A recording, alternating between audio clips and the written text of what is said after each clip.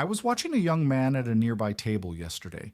He had just closed what appeared to be his first big contract, or perhaps received a performance bonus at work. The first thing he did wasn't take a deep breath and savor his own victory. The first thing he did was grab his phone, take a photo of the statement or the new watch, and send it to a group. I saw the gleam in his eyes as the congratulations notifications and fire emojis started popping up on the screen. He was addicted. But what he didn't know, and what most of you ignore, is that in that exact second, he wasn't celebrating success. He was, mathematically, beginning to destroy it. There's a biology behind discretion that nobody tells you about in MBA school. When you announce a goal achieved or a fortune conquered, your brain releases a dopamine charge that gives you the feeling that the work is already finished. You receive the applause before consolidating the victory. But the real problem begins when the echo of applause dies and the real world wakes up. I'm Buck. And today, we're going down to the basement of human psychology to understand why opening your mouth about your wealth is the same as inviting parasites into your garden. We're going to talk about how status destroys your ambition, how family becomes an anchor, and how your physical and digital security evaporates the moment you decide to be the center of attention. Get ready, because what you don't say is what really keeps you alive. One of the greatest assets of those building wealth is intellectual invisibility. While the world thinks you're just another regular guy trying to pay rent, people let their guard down. They teach you, they give you real tips, they share business secrets because they don't see you as a threat or as a resource source. The moment you announce, I have money, you kill the student within you. People stop teaching you and start trying to sell you something. The mentor who used to give you free advice because he saw potential in you now starts thinking about how to charge for consulting. The business partner who used to share risks now wants you to fund everything. After all, you have money to spend. I call this the erosion of mentorship. Wisdom flows to those who seem to need it. Capital flows to those who know how to hide it. When you become the rich guy in your circle, the quality of information that reaches you drops drastically. You stop hearing the truth and start hearing what people think a rich man wants to hear. You become a victim of toxic flattery that blinds your judgment. Buck observes that silence is what keeps your ears open and your ego under control. If you want to keep growing, you need the world to keep underestimating you. There's an unwritten law in mass psychology. Human beings can only truly connect with those they consider equals. The moment you announce that you've crossed the finish line and now possess a fortune, you voluntarily withdraw from the group of equals. You climb, by your own will, onto a golden pedestal. And the problem with being on a pedestal is that the air up there is thin and the view is deceptive. I spend a lot of time observing groups of friends at backyard barbecues or sports bars here in the United States. What keeps these men united is what I call the brotherhood of struggle. They complain about gas prices, discuss health insurance costs, and share the frustration of saving for summer vacation. There's an emotional currency in this exchange. They feel validated by the common struggle. The instant you reveal that money is no longer a problem for you, that connection dies. You stop being a trench companion and become the commander in the bunker. The jokes change. The tone of conversations becomes more restrained. When you arrive, people adjust their behavior. They're no longer relaxed around you. They are, consciously or unconsciously, in a state of resource assessment. What I call the calculating look is the most destructive effect of telling people you have money. You know that childhood friend who was always loyal? Now, every time he looks at you, a small part of his brain is calculating, his watch costs what I make in a year. Or, why doesn't he offer to pay the bill since he has millions? Money acts as a lens that distorts reality. It corrodes authenticity. You'll never again be sure if that weekend invitation was because people miss you or because you have the house with the best amenities or the fastest boat. Discretion isn't about being selfish. It's about protecting your ability to be loved for who you are, not for what you represent on the balance sheet. Buck guarantees you, anonymity is the only place where genuine affection can still breathe without the oxygen of financial interest. There's an invisible mathematical rule that governs American social life. Others' resentment grows to the square of your ostentation. In the average suburb, envy is rarely loud or aggressive up front. It's silent, bureaucratic, and passive aggressive.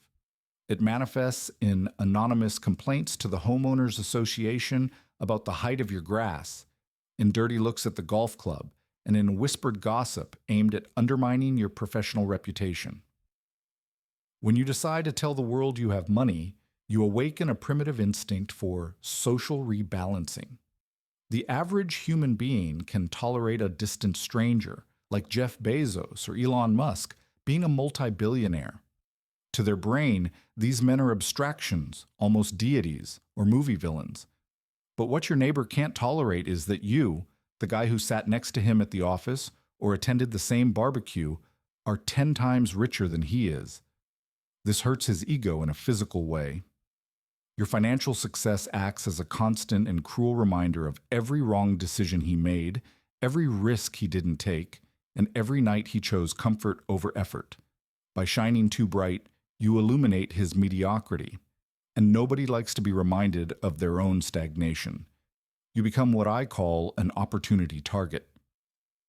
In the United States, we live in the culture of the legal lottery. If you trip and fall on a common person's sidewalk, you get up, dust off your pants, and go about your day. But if you trip on the sidewalk of a $5 million mansion belonging to someone who lives posting photos of private jets, you call a personal injury lawyer before even checking if your knee is bleeding. Your displayed wealth is the greatest incentive that exists for strangers, and even acquaintances, to try to take a fair slice from you. Being a ghost means that when you make a mistake, and we all do, the price of that mistake will be market value, not your total net worth value. Telling the world you're rich destroys your ability to live a simple and honest life without being judged or labeled. If your social circle knows you have millions deposited at Charles Schwab or Vanguard, you lose the right to be economical.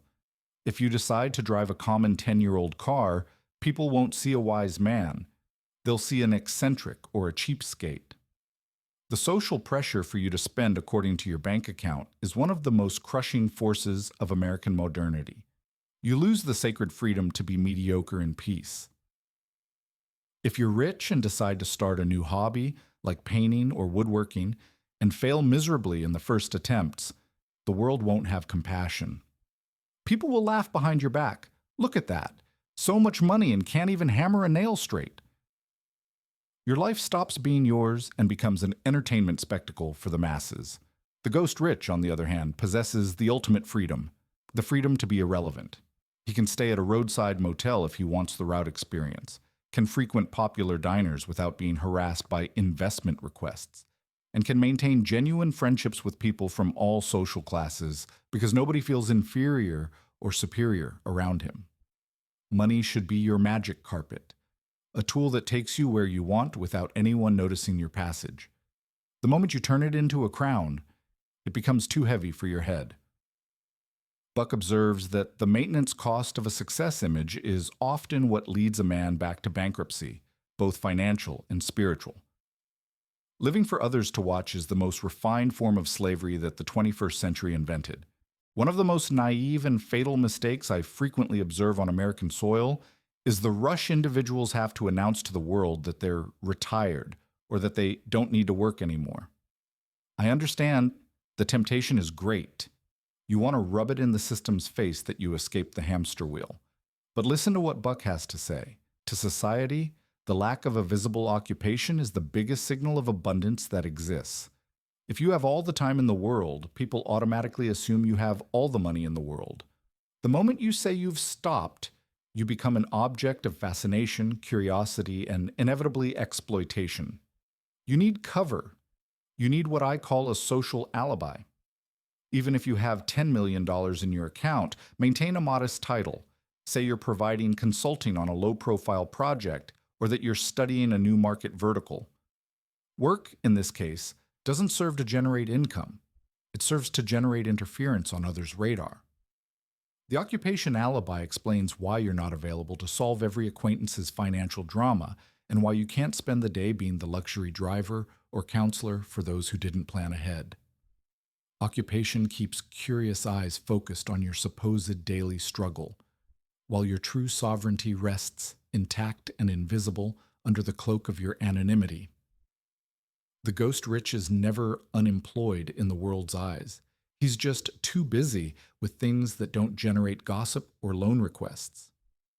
In the end, the fundamental question you must ask yourself is this: do you want to be rich to be admired by people you don't even know and probably don't even like? Or do you want to be rich to never again have to worry about anyone's opinion on this earth? True wealth is silence. It's the absolute peace of waking up on a Monday morning and knowing with every fiber of your being that you are the exclusive owner of your time, without needing to post a story or a tweet to validate your existence. It's the security of knowing that your wife and children love you for who you are at the table, for your character and your presence, and not for what you can buy them next Christmas. Telling the world you have money is like lighting a rescue flare in the middle of a battlefield.